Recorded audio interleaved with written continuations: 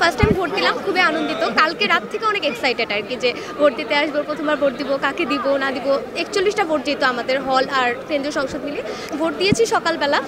আশা করতেছি যাদেরকে ভোট দিয়েছি তারা আসবে। দীর্ঘ সময় বুথে থাকা লাগে নাই, কারণ আমি আগের দিনই সব কিছু রেখে দিয়েছিলাম, ব্যালট নাম্বারগুলো নোট করে রাখছিলাম। আমরা একটা কাগজ নিতে পারছি, যেহেতু ফোন বা অন্য কোনো কিছু যন্ত্রপাতি হাতে নিয়ে যাওয়া যায়। ভোট তো আমি দিয়েছি একদম সকালবেলায়, আর পরিবেশ খুবই ঠান্ডাই ছিল।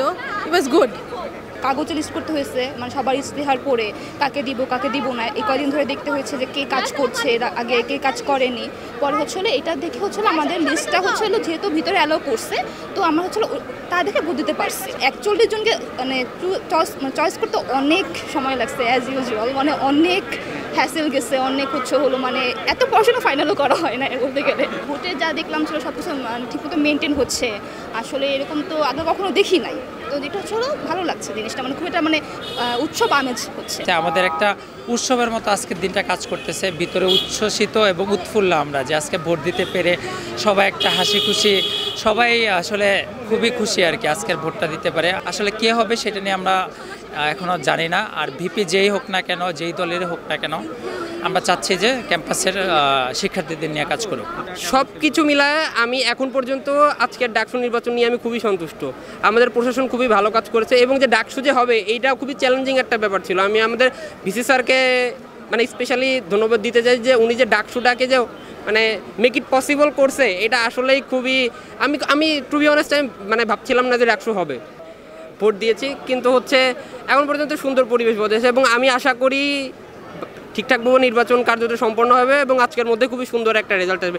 আমাদের ক্যাম্পাসে এখন উৎসব মুখর পরিবেশ চলছে, কারণ এত বছর পর, সেই লাস্ট 2019-এ হয়েছিল, এখন 6 বছর পর শান্তিপূর্ণভাবেই ভোট হচ্ছে।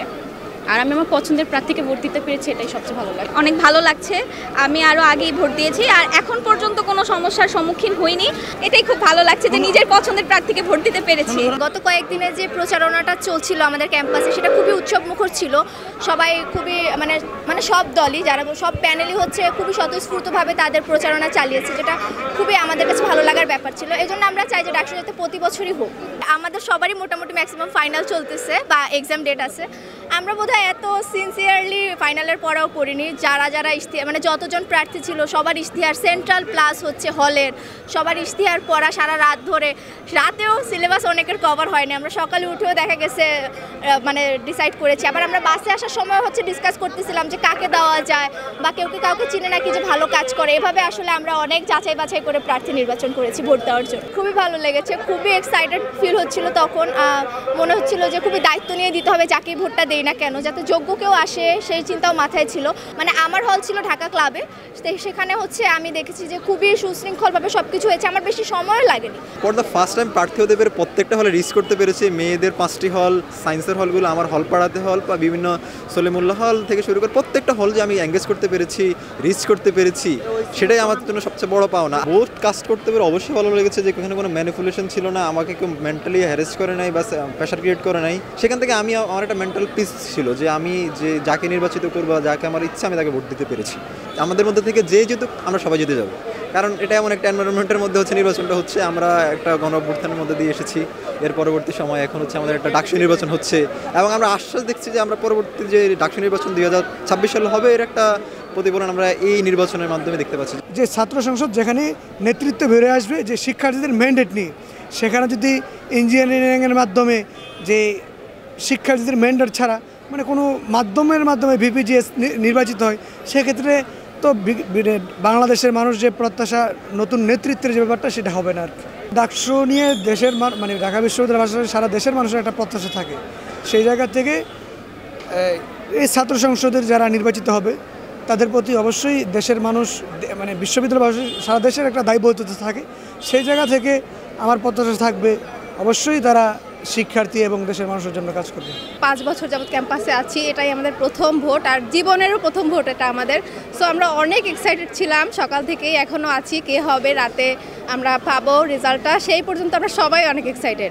আসলে যে যোগ্য তাকেই আমরা চাই, সেটা যে দলেরই হোক। যোগ্য প্রার্থীকে নির্বাচন করার জন্য অবশ্যই একটা প্রেশার ফিল করেছি, যাতে আমার দ্বারা ভুল কোনো মানুষ না আসে।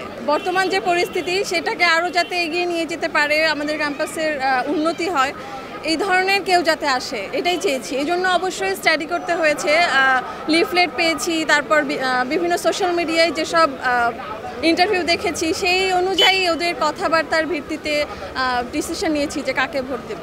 যখন থেকে প্রচারণা শুরু হয়েছে তখন থেকে একটা আর কি উৎসব ভাইব আসছে, সবাই লাইক অনেক রেডি ছিল ভোট দেওয়ার জন্য।